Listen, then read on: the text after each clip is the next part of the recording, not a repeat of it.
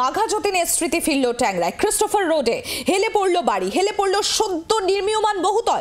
এখনো ভিতরের কাজ সম্পূর্ণ হয়নি। কিছু নির্মাণ কর্মী ছাড়া নির্মীয়মান বাড়িতে আর কোনো বাসিন্দা নেই বলেই জানা যাচ্ছে। আমরা সরাসরি চলে যাব সেখানে। আমাদের প্রতিনিধি অয়ন ঘোষাল রয়েছেন। অয়ন, আমি দেখতে পাচ্ছি তোমার সঙ্গে সজল ঘোষ ওখানে রয়েছেন, তিনি পৌঁছে গিয়েছেন ইতিমধ্যে ওখানে। একেবারে তাই, সজল ঘোষের বক্তব্য হচ্ছে কলকাতা শহরে সাম্প্রতিককালে এরকম একের পর এক ঘটনা সামনে আসছে, যার জন্য তিনি সরাসরি দায়ী করছেন এই পুরো বোর্ডকে। কি অভিযোগ আপনার সজলবাবু? অভিযোগ আমার নয়, অভিযোগ মানুষের, অভিযোগ মানুষের, অভিযোগ জনগণের। আরে দাদা অভিযোগ মানুষের, অভিযোগ জনগণের।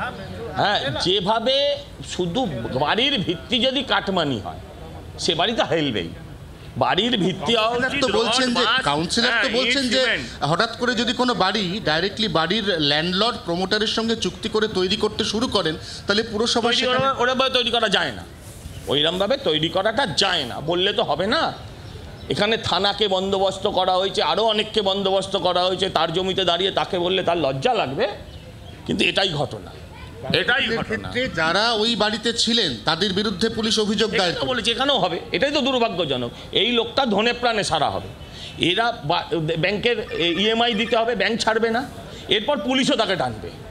আরে আমি তো পুরসভায় আগের দিন, 3 দিন আগে আমি তো পুরসভায় বলেছি অন্তত সেই মানুষগুলোকে রেহাই দেওয়া হোক যাদের বাড়ি ভেঙেছে। তাদের কি দোষ? তারা তো বৈধ কাগজপত্র দেখে নিয়েছে, তুমি অবৈধকে বৈধ বানিয়েছো, তোমার দায়। আগামী দিনে কলকাতার পুরো অধিবেশনে কিভাবে মানুষ প্রতিবাদ না করলে কোনো রাজনৈতিক দলকে দিয়ে প্রতিবাদ হতে পারে।